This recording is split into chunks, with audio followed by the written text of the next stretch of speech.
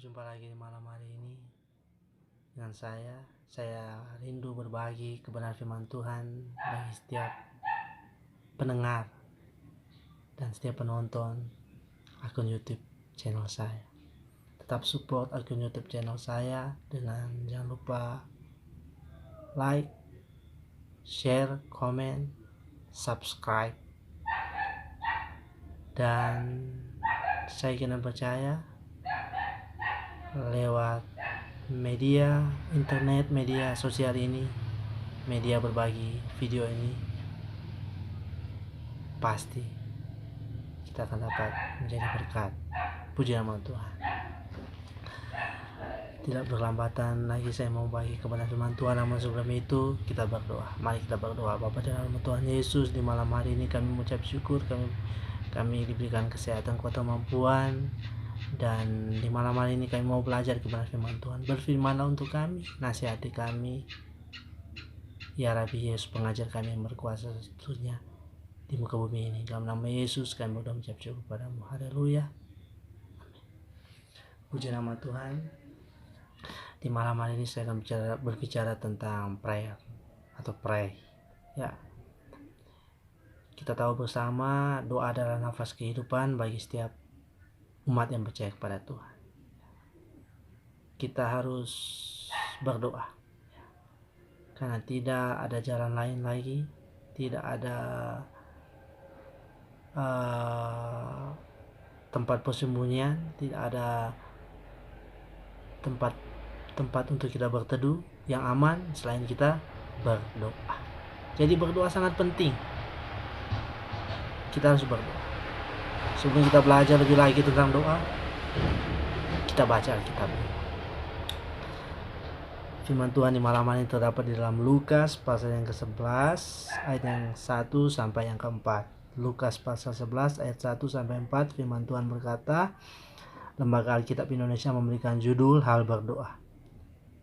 Ayat pertama dalam Lukas pasal 11, firman Tuhan berkata, pada suatu kali Yesus sedang berdoa di salah satu tempat. Ketika ia berhenti berdoa, berkatalah seorang dari murid-muridnya kepadanya, Tuhan, ajarlah kami berdoa, sama seperti yang diajarkan Yohanes kepada murid-muridnya. Jawab Yesus kepada mereka, apabila kamu berdoa, katakanlah, Bapa, dikuduskanlah namamu, datanglah kerajaanmu.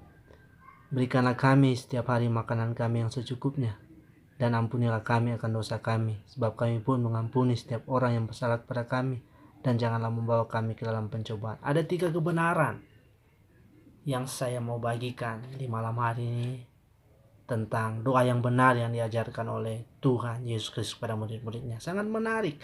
Ayat pertama ini firman Tuhan berkata, pada suatu kali Yesus sedang berdoa di salah satu tempat. Yesus pun berdoa. Jadi kita berdoa, kita tidak salah karena kita mengikuti jalan kebenaran hidup, yaitu Yesus. Salah satu contoh yang ditinggalkan oleh Yesus kepada murid-muridnya, salah satu teladan yang ditinggalkan oleh Yesus kepada murid-muridnya untuk dilakukan, yaitu prayer, berdoa.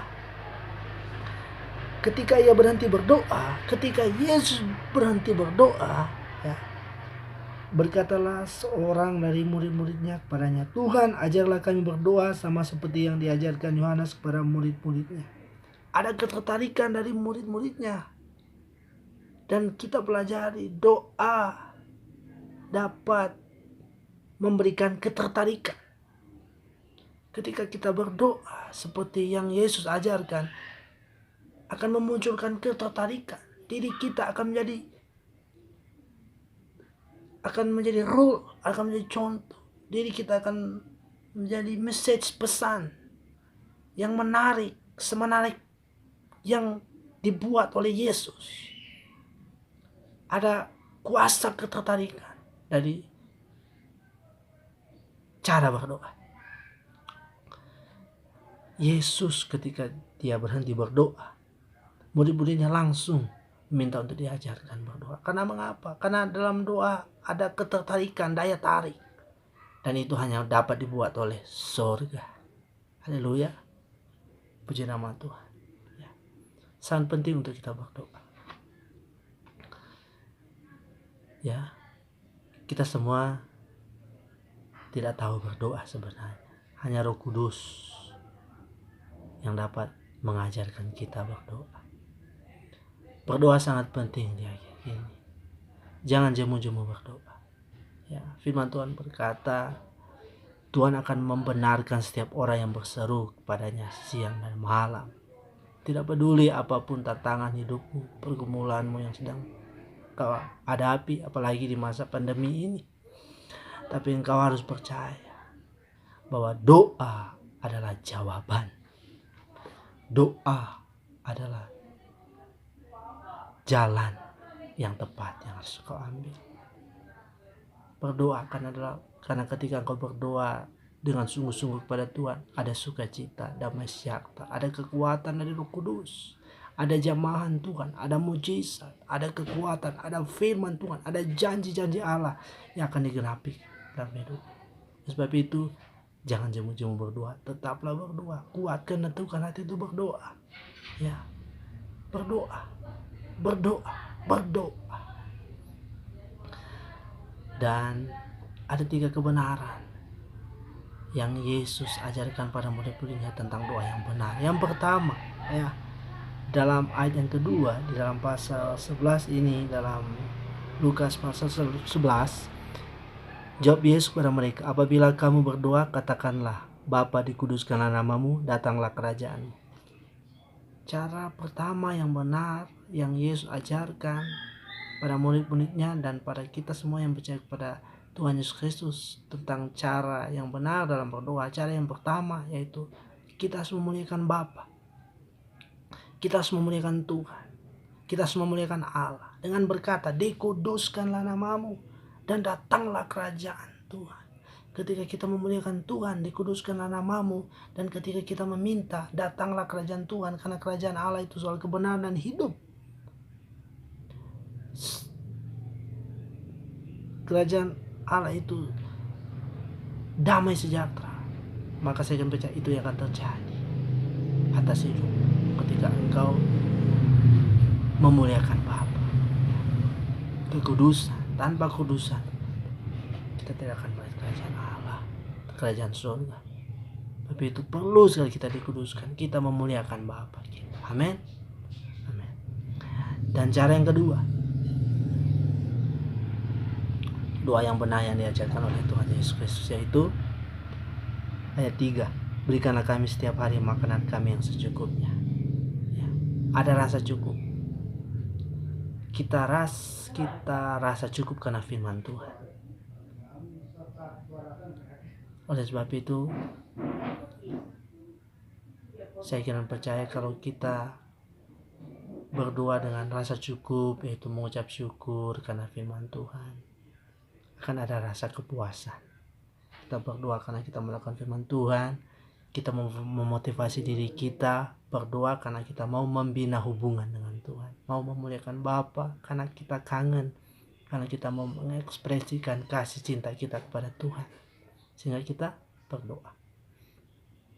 Berikanlah kami setiap hari makanan kami yang secukupnya. Setiap hari makanan kita yang secukupnya. Makanan kita yang terutama yaitu firman Tuhan. Makanan Yesus yaitu kehendak Bapanya. Melakukan perintah Bapanya, itulah makanannya. Itulah kekuatannya setiap hari. Sebab itu jadikanlah firman Tuhan makanan kita setiap hari. Walaupun kita juga secara lahiriah, secara manusia perlu mencukupkan kebutuhan. Itu juga penting. Tapi yang sangat penting, tatkala penting, yaitu firman Tuhan setiap hari. Dan kebenaran yang ketiga atau kebenaran yang terakhir, dan ampunilah kami akan dosa kami, sebab kami pun mengampuni setiap orang yang bersalah kepada kami, dan janganlah membawa kami ke dalam pencobaan. Pengampunan dan memohon kepada Tuhan untuk diampuni. Dan saya ingin percaya kita akan dijauhkan dari segala cobaan-cobaan jahat, terutama yang dilakukan oleh si jahat. Kita akan diluputkan, kita akan digembalakan oleh gembala kita yang baik, Tuhan Yesus Kristus. Kita harus mengampuni dan memohon ampunan daripada Tuhan. supaya tantangan-tantangan tidak menjatuhkan kita, tapi tantangan-tantangan lebih menguatkan kita untuk berpegang teguh pada firman Tuhan Yesus Kristus. Haleluya. Saya kan percaya firman Tuhan yang sangat singkat ini akan menjadi kekuatan dalam kehidupan kita. Dan saya berdoa supaya kita menjadi pendoa-pendoa yang memiliki roh Yesus. Berdoa dengan cara yang benar, mengikuti teladan yang diajarkan oleh Yesus. Dan saya kan percaya melalui kita banyak orang yang akan lebih tertarik berdoa kepada penjawab doa yang benar, Juru Selamat, Tuhan Yesus Kristus. Puji nama Tuhan. Amin untuk kebenaran firman Tuhan. Tuhan memberkati kita semua. Haleluya, haleluya, haleluya. Shalom.